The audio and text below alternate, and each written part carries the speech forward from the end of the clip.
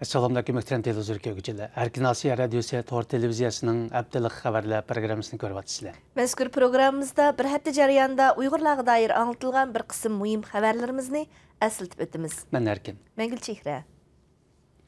8 may kuni Vakolatsiz Millatlar Tashkiloti qatorliq xalqarodagi kishilik huquq tashkilotlari birlashma bayonot e'lon qilib, Dolqin Aysoning Nyu-Yorkdagi BDT yig'in maydonidan chiqarib etilishiga qarata norozilik bildirdi.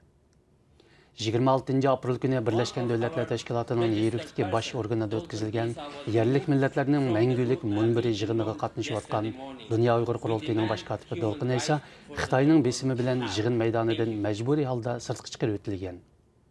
Bu ahvol dunyodagi kishilik huquq organlarining kuchli inkosini qo'zg'adi. Dolqin Ayso bu Xitoyning besimi orqasida yuz bergan vaqtlik bir hodisa. Bu hergizmi Uyghur meselesini BDT munbirida anlatışının ahırlaşqanlığından direkt bermaydi dedi.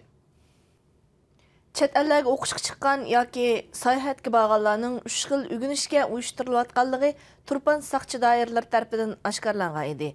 Radiomizning bu haqda yanama ilgirligan holda ahvol egallashi davomida doirlarning chet ellardan qaytirib kelingan o'quvchilar bilan qaytib kelmagan o'quvchilarning oila tavobatlarini yig'ib siyosiy o'rganishga tashkillayotganligi ma'lum bo'ldi. Misr ve Türkiye'de okuyatkan bir kısım okuyucular radyomuzga inkos bildirip, növbette özleri ve ata-analari duch kelayotgan ta'qiblarni anlattı. 4 may kuni Xitoy Kompartiyasi o'zining Markaziy birliklar bo'limi qarmog'ida Xinjiang xizmatiga mas'ul favqulodda huquqli bir organ ta'sis qilganligini e'lon qildi. Egallanishicha, Xitoy Kompartiyasi Markaziy birliklar bo'limining 9-idorasi deb atalgan bu organning oshqushliq xizmat funksiyasi Uyg'ur eliga doir axborot to'plash, Xitoy rahbarlariga Uyg'ur rayoniga doir masalalarda maslahat berish va siyosat belgilashgan. Chet ellardagi siyosiy analizchilar Xitoy Kompartiyasining Beijingda Xinjiang xizmatiga mas'ul bundoq bir yangi organ ta'sis qilishi hozirgi jiddiy vaziyatning taqozosidan bo'lgan deb qaramoqda.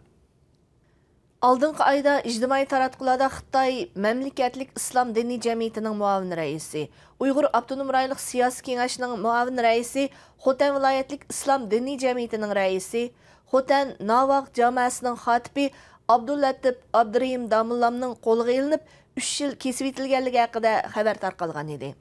Radiomizning bu vaqtdagi aniqlashlar davomida Xotandagi saqchixonalar bilan qonun organlari Abdullatif Abdurahim Damullamning qo'lga ilinganligini inkor qilmadi.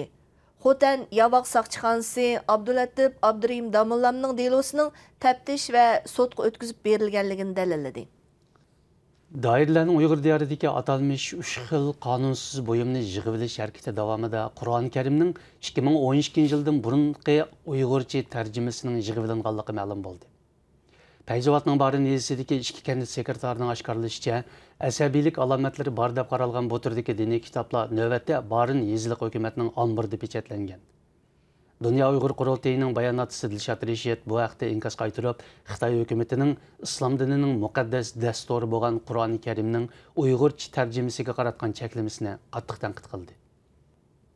Xitoyning Uyg'ur yez emgak kuchlarini Xitoy o'lkalaridagi zavod korxonalarga tashkillik yo'tkayotganligiga 10 yil bo'lib qoldi.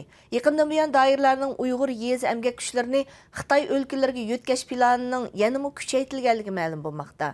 Egallanishicha, doirlar 10 apreldagi telefon yig'inida kelgusidagi 3 yil ichida Qashqa va Xotan viloyatidan 100 ming nafar yez emgak kuchini Xitoy o'lkalariga yo'tkamoqchi bo'lganligini bildirgan.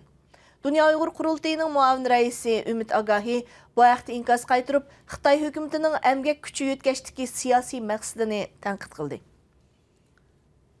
Muhtaram televizor ko'ruvchilar, yuqorida Erkin Asiya Radyosu Tor televiziyasining haftalik xabarlar programmasini ko'rdinglar. Kelar hafta ko'rishaylik. Xayr xo'sh. Xayr xo'sh.